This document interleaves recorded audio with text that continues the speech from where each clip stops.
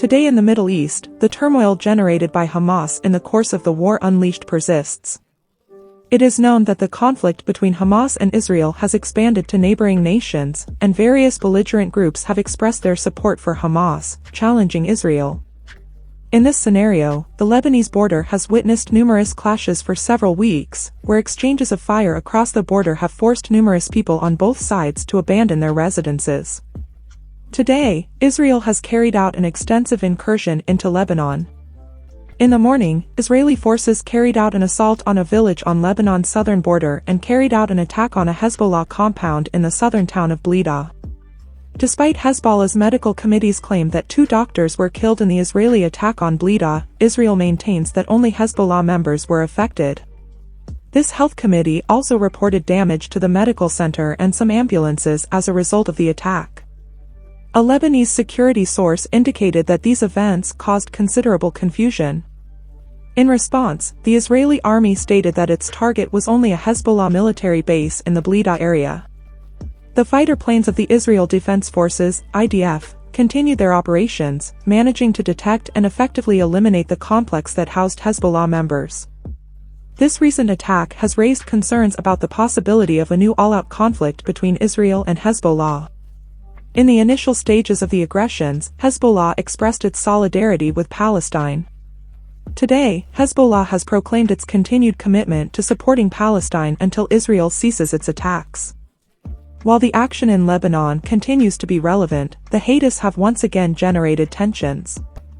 A Houthi spokesman said the Jihadis have recruited and trained more than 200,000 new members since the group began operations in the Red Sea in support of Palestine. This group has been hindering and attacking Israel-bound vessels passing through the Bab al-Mandeb Strait, en route to the Suez Canal, in order to pressure Israel to accept a ceasefire in Gaza. According to analyst observations and statements issued by the group, the support of the population has given the Jihadis substantial political capital in Yemen, facilitating the incorporation of tens of thousands of newly recruited members. Analysts' concern lies in the possibility that this increase will significantly modify the political situation in Yemen, eliminating any prospect of a ceasefire in the civil conflict that has lasted almost a decade in the country. The Houthis have expanded their attacks to include the vessels of the US-led coalition that is currently bombing their positions in Yemen. Nasser al-Din Amr, head of the Yemeni Saba News Network, said that despite concerns about possible future attacks by the Houthis that could sabotage a ceasefire agreement, the proposal continues to be considered. Official Judy Nasser al-Din Amr added, "There are opportunities for peace. We have no intention of attacking anywhere except our Zionist adversaries, the Americans and the British, as they are the ones who attack us. We do not plan to attack anyone. Internal group, unless they attack us in favor of the Zionists." Abdul al-Iriani, research leader at the Sana'a Center for Strategic Studies, highlighted, "The Yemeni population shows a deep commitment to the Palestinian cause, thus giving an advantage to the Jihadis." In the midst of all this, the Gaza Strip continues to be the scene of intense attacks by the IDF. Today, a city full of refugees in Gaza came under heavy shelling, resulting in numerous civilian casualties and the destruction of a large mosque. Israel has reaffirmed its intention to deploy ground forces to the region if Hamas does not release the hostages before the start of the holy month. Despite statements from both sides expressing their intention to achieve a ceasefire, no common ground is on the horizon.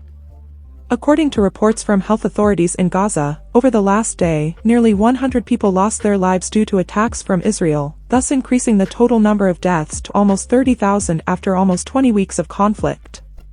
According to authorities in Gaza, about half of the 2.3 million residents of the Gaza Strip are confined to the southern city of Rafah, near the border with Egypt, where the mosque attack occurred yesterday.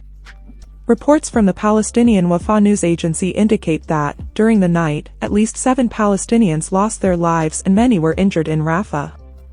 The Palestinian population is trapped in this region, also generating concern in Egypt. Israel is currently preparing for an eventual incursion into the region, while diplomats are racing to prevent a potential invasion, especially since Ramadan is scheduled to begin around March 10th. Brett McGurk, President Biden's designated coordinator for the Middle East, held an extensive meeting the previous day with Prime Minister Benjamin Netanyahu. During the meeting, McGurk and Netanyahu focused on the possibility of reaching an agreement related to the hostages. Talks last week in Cairo about a hostage deal collapsed when Netanyahu withdrew negotiators from it, accusing Hamas of failing to make concessions. Benny Gantz, a member of Israel's War Council, reported that new momentum is building for a renewed draft agreement, indicating the possibility of moving forward. However, he warned that if this agreement is not finalized, the Israeli armed forces will continue operations throughout the Ramadan period. A source well informed about the talks mentioned that there are signs suggesting the willingness of both Hamas and Israel to enter into negotiations on an interim agreement, which would see the exchange of 35 Israeli hostages, particularly those who are medically vulnerable or elderly, for a unspecified number of Palestinian prisoners. Joab Gallant, Israel's defense minister, announced that the government plans to expand the authority granted to hostage negotiators. According to Israeli government sources, approximately 130 people remain hostage in Gaza, although at least 30 of them are estimated to have died. An Israeli official revealed that senior representatives of Israel, Qatar, the United States and Egypt have scheduled a meeting in Paris with the aim of seeking a consensus on the cessation of hostilities and the release of the hostages held by Hamas. Qatar and Egypt play intermediary roles between Israel and Hamas, who do not participate in direct negotiations. Talks about ceasefire intensify in the run-up to Ramadan. Amid these efforts, Netanyahu has unveiled a new plan that stands in stark contrast to the Biden administration's stated outlook for the conflict-affected region. Netanyahu's proposal seeks to establish a buffer zone and maintain exhaustive military control over the Gaza Strip after the cessation of the offensive against Hamas. Furthermore, he proposes that the territory be administered by local authorities that do not support aggression, contemplating the construction of a buffer zone in the north of Gaza, while Israel maintains its presence in the south of the territory. These plans reaffirm Netanyahu's position against unilateral recognition of a Palestinian state and his insistence that any negotiations on a Palestinian state be conducted directly between the Israeli government and the Palestinians. Palestinian leaders quickly rejected Netanyahu's plans, calling them a declaration of reoccupation and a promise to change geography.